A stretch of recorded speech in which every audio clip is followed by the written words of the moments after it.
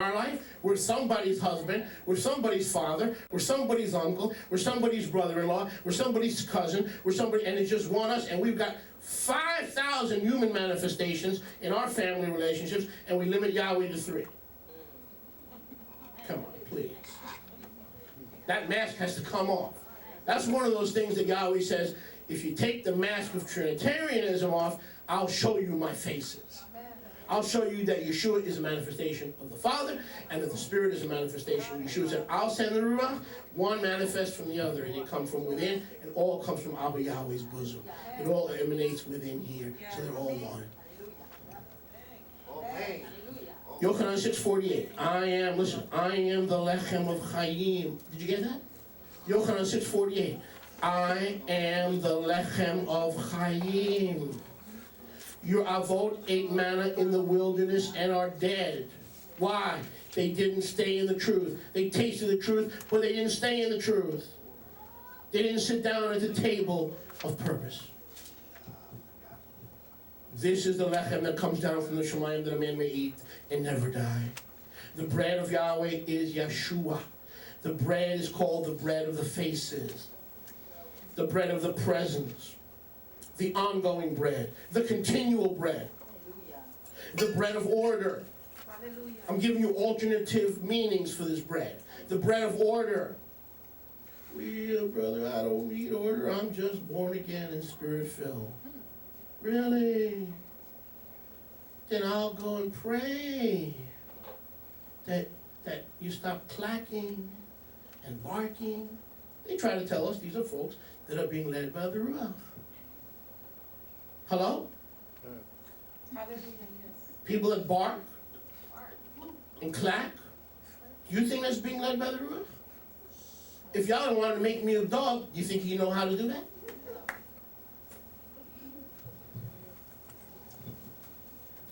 Yeshua is the bread of the face of Yahweh. But notice, alternative meanings are the continual bread. This is a bread that keeps on what?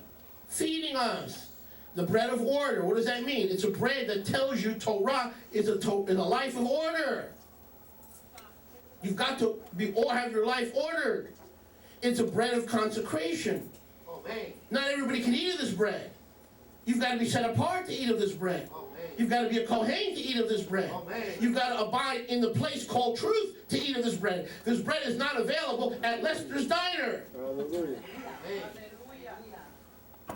This bread is not available at some dumb luck sucker restaurant. You won't find this bread in a dish of mugu gai panka.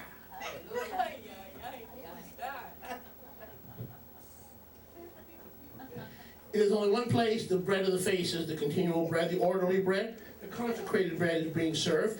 It is at the table of purpose, Shulchan HaPanayim, and it is the holy bread. And Yeshua said, in case you're having problems, I am the bread that came down from heaven. If a man eats of this lechem, he will never die. If a man eats of this lechem, if he eats of my flesh, he will have life. So the purpose of eating at the table of the presence is to be in position. Turn to your neighbor and say position. In purpose and in position. In purpose and in position. In purpose and in position. For their life coming out, because it will come out of the Kadosh HaKadoshim. Yeshua HaMoshiach is the Kohen HaGadol. He's gone in there. He hasn't gone in there to brew up a potato stew. He's gone in there to send that life out from his Father, from the Makom Kadosh HaKadoshim, out into the truth. But you've got to be seated and ready to receive it. The consecrated bread, eaten by consecrated Kohanim. The only one place that bread is served, and that's in the place of ministry, in the place of priesthood. We are a royal priesthood, a chosen generation that should show forth the praises of Him that has called us out of darkness into His marvelous light. If you're sleeping, that's fine. See me after service, and I'll give you no dose. Don't sleep. I'm going to send Kamar around the room.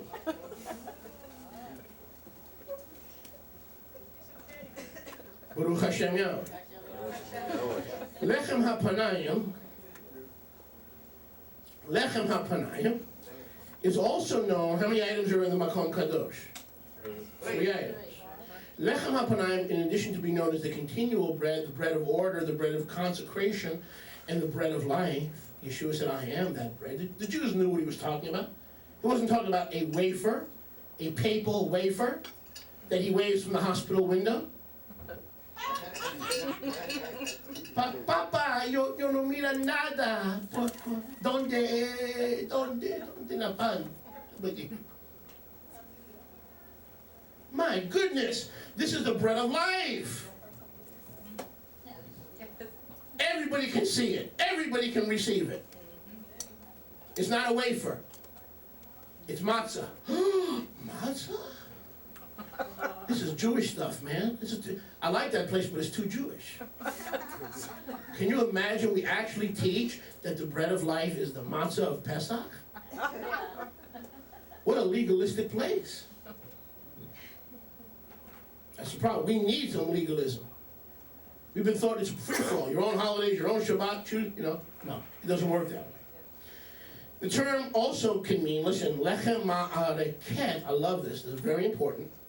Lechem ma'araket, Strong's 4635, the Hebrew araket, which means, listen, to arrange the lechem hapanayim, listen, to arrange the bread of the faces in set orders, rows, and stacks. Hallelujah, hallelujah. In other words, the bread of life is found at the table of purpose. But you won't just find it strewn out there and just, whoa, where is it? Just all over the place. It is lechem ma'areket. It is lechem ma'areket. Meaning when Yeshua sets out that bread, it's done decently and in order. Hallelujah. Write it down because you're going to forget this. This is a gem. Lechem hapanayim is also known as lechem ma'areket, meaning the bread of rows, the bread of stacking, the bread of decency and order. Yeshua serves it, it comes in 2 stacks, just like the International House of Pancakes. Right? If you went to IHOP and they just threw some pancakes on the table, what would you do? You say, no, I like my pancakes in stacks. Cooked in stacks and served in stacks. Right? Same with Yahweh. It's not the table of disorder. It is the shulchan of purpose. What purpose? To see everything Yahweh has for you as a prophet. Everything Yahweh has for you as an evangelist. Everything Yahweh has for you as a teacher. Everything Yahweh has for you as a Kohen in your home. And you single ladies, if you're not married, you are the Kohen of your home. And Yahweh has a table of purpose and order for you. But notice this bread is served in how many stacks? That means Yahweh stacks His word in 2 convenient, easy to carry, easy to consume packages known as, those 2 stacks represent the Tanakh and the Brit Chadashah, both covenants, first and renewed, and Bet Ephraim and Bet Yehuda, or both houses of Israel, so that, notice, the priests and the revelation and the many faces of Yahweh, right, are found in how many stacks? On that table of purpose, that table of life, that shulchan hapanayim, all the revelation of Yahweh, the fullness, the faces, the manifestation, the understanding, the insight, the things Yahweh wants for your life are found in 2 easy to spot, convenient stacks. You know what Yahweh's saying? Everything revealed, listen, is in the first covenant and the second covenant. Meaning, you don't need the Book of Mormoni to understand Yahweh. Meaning, you don't need the teachings of Ellen G. White to understand Yahweh. Which means you don't need a papal bull, as in bull, to understand Yahweh. Everything is in 2 stacks, Roshana. Everything on the table of purpose is in 2 stacks. Tanakh and Brit Chadashah. And the 2 stacks symbolize the life Yahweh wants to give to Bet Ephraim and Bet Yehuda, both houses, Jewish and non-Jewish Israel. Meaning everything, all those faces, all that revelation, all that understanding that Yahweh has for you as a Kohen, where? In your royal priesthood, at the Shulchan of Purpose, or the Shulchan HaPanayim, is conveniently stacked into 2 stacks. I gotta move on, I have a lot to cover. Notice, the key to understanding Yahweh, listen very carefully, especially for you visitors, listen very carefully. The way to understand the Bible is to understand that no revelation comes apart from the 2 houses of Israel. The only time Yahweh deals with humanity, he deals with the house of Judah and the house of Israel. So any revelation in this book was given to either house or both houses. There's not one word in this book that was made with Gentiles. Jeremiah 31, even the new covenant will be made with the house of Judah and the house of Israel. You follow me? The New Testament was not written and cut with Gentiles, it was cut with both houses of Israel. Make sense? Yes, right.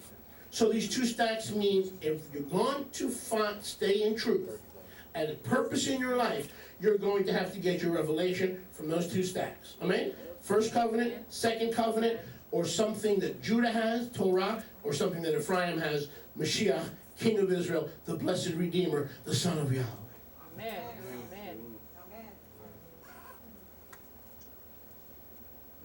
Amen. Ephraim brings the king to the table.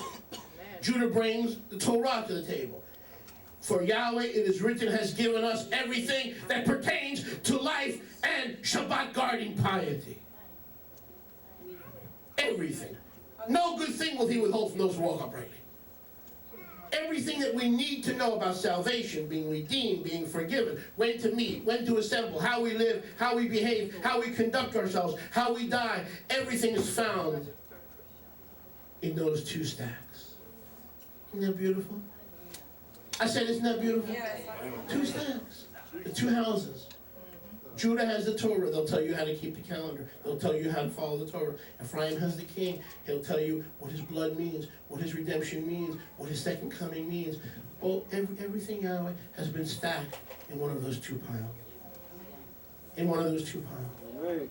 Hallelujah. There is no other piles on the table because, again, every revelation, every face Yahweh wants to give you, wants to reveal to you, wants to impart to you, every face that he has, that he wants to give to you through revelation, he wants to find you seated patiently, lovingly waiting at the table of order, at the table of continual serving, at the table of continual bread, at the consecrated table, because you are a priest. And notice, no one can enter the place called truth unless they're first a priest. You must be a priest to enter the place called truth. Nobody can just walk in. Well, I'm a 3rd generation Reverend Doctor Most Holy. Whoop-de-doo. Did you bring your corn pipe or should we buy one for you? Because every Reverend Doctor has to have a King James Bible. Not just a big King James Bible, a burgundy King James Bible.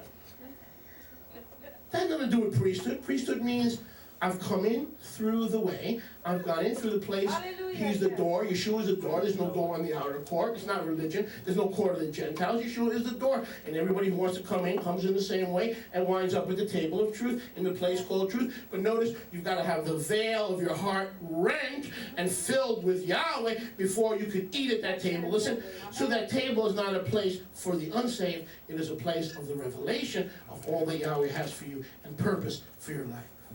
Amen. Which is why you have to be a Kohen before you can start eating. Does this make sense? So not only that, it is a place where Yahweh bangs us over the head with truth and doesn't let us get up from the table because it's the table of what? Purpose. Meaning that there's no such thing as the age of innocence, the age of flood, the post-Diluvian age, the age of law, the age of the Jews, the age of the church, then the church is raptured, then comes the age of the Jews. Yahweh's going, do-do-do-do-do, I've got 10 brides, I've got 9 brides, I don't know how to tell time. Oh, please, Adam and Eve, please, sons of Adam, please help me divide the eternity into time, even though I'm not bound by time, even though I live outside of space and time. Can you please help me tell time? Because, to be frank with you, I don't know when the age of the Jews begins and the age of the church closes, and I don't know when the rapture takes place. I don't even know if there is a rapture. Let me help you out for those of you who are now returning from the nations for the first time. This is Yahweh's idea of telling time. Now and then. Wow, that's really complicated. If you want to inherit then, you got to get right now. There's now and there's then. Olam hazeh, olam haba. How do I get into the age to come? The olam haba. You get right now. So the stacks remind us that there's no such thing as dispensations, that all the dispensations deal with from Genesis to Revelation. Those 2 stacks mean that Yahweh builds his. Listen, he doesn't have to get rid of the Davidic covenant to establish the new covenant. He doesn't have to get rid of the blessed Torah of Yahweh so he could send his son. So unlike religion that teaches Yahweh moves aside a covenant to engage in a new covenant or in an additional covenant or in a renewed covenant, the Bible and the table of purpose teach that Yahweh doesn't move and shuffle covenants, rather Yahweh stacks covenants. The new covenant is stacked on the Davidic, it's stacked on the Mosaic, it's stacked on the Edenic, it's stacked on all the prior covenants, and if one were to remove any of those prior covenants, the building or the house of faith would collapse. That's truth, that will be truth, that is always truth, and it's about time you and I decided to abide in the truth, somebody.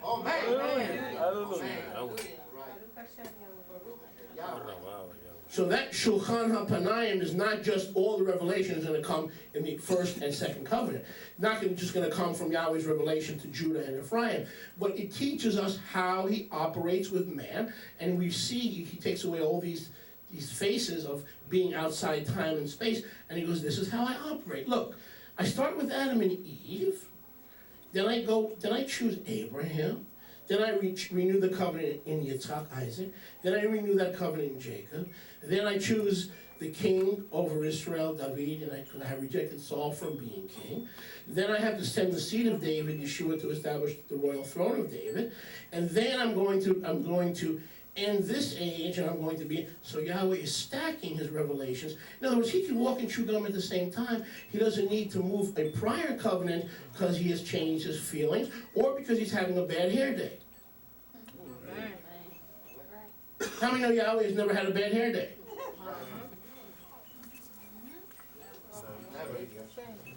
So what is that table of purpose is tremendous, because it shows us how he operates. Isn't that the purpose of taking away all his faces? So he can reveal his faces to you, not just one face. That's why I have aught against religion. It limits you, and it says in Tehillim 106 that our forefathers died in the wilderness because they tempted the Holy One of Israel, because they limited the Holy One of Israel.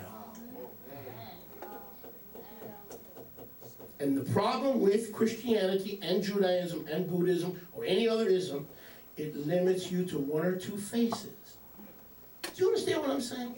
He gives you a limited understanding of the faces, but Yahweh says, no, if you just sit there continually, I'll feed you the continual bread, and that continual bread, in other words, when I'm finished feeding you, you'll know all about me from Aleph to Tav, and when you're full of me, you'll be able to enter that life-emanating flow coming out of the Kadosh HaKadoshim, because you're so full of me, you're going from life to life. If you sit at this table and allow me to feed you and fill you, you'll be full of life, and then when you walk into eternity, you're just going from life to life. Death is inconsequential, because death is bypassed. You're so full of life, you just carry it into the next life.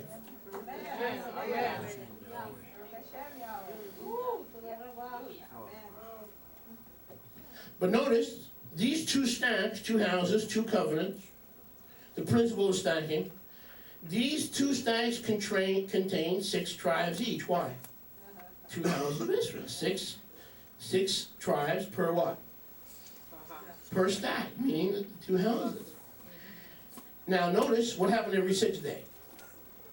What happened on Yom Shishi? What happened on Yom Shishi? What is the seventh day? Yom Shvi'i, Shabbat. What happened every Yom Shishi in the Ohel Moed in the tabernacle? I'll wait for your answer, please. Abraham, you've been here for 6 years. Give me the answer. What happened every Yom Shishi? Did they eat stale lechem? No, the Kohanim changed. They changed the lechem. What does this mean? This means, listen, that the changing of the bread every Friday, for lack of a better term, let's say Friday, but it's really Yom Shishi. The changing of the lechem hapanayim every Yom Shishi symbolizes Yahweh's changing seasons and freshness in our lives, not the changing of the covenants, which are always stacked in the same order. I hope you got that. Well, So in the Ohel Moed in the wilderness, in the Mishkan in the wilderness, the bread was always changed because Yahweh's saying, if you sit at the table of purpose, you'll never get stale leftovers. I'll feed you always with the best, the freshest bread that I have to give you. And so the bread was changed to show that Yahweh changes seasons in our lives, but he doesn't change the way he works. And he doesn't change through whom he works. And he doesn't change the word that by which he works. See, this makes sense? So the order never changed. The person at the table never changed. What was changed was what? What? The bread, because Yahweh always wants you to eat new things. People always want to know. They always, I mean, we get this all the time. All the time. Well, brother, why don't you have an altar call? You ever get that one? Why don't... Ooh, I'm working up a sweat here. Woo! I'm getting all fogged up. Why don't you have an altar call? I'll tell you why. Because I don't want to give you the same bread you got 25 years ago. Isn't it my job to give you fresh bread? Yeah. Hello? Yeah. Right? Yeah. I don't want to give you the same bread that you got 25 years ago. So we changed the bread. It's always fresh. In other words, I assume that you are looking for the place called truth. I assume you're already saved and you want to be discipled. You're tired of Lutheran pastors trying to disciple you. You figure that Yahweh says, grab the tzitzit of Judah, not of the Lutheran ministry. Can this make sense? I'm already assuming you're in the holy place, in the Makom Kadosh, looking for truth because you're already a Kohen. When I get you, I'm assuming you're already a priest. Make sense? Yeah. But so the bread always had to be changed. Let's move on quickly.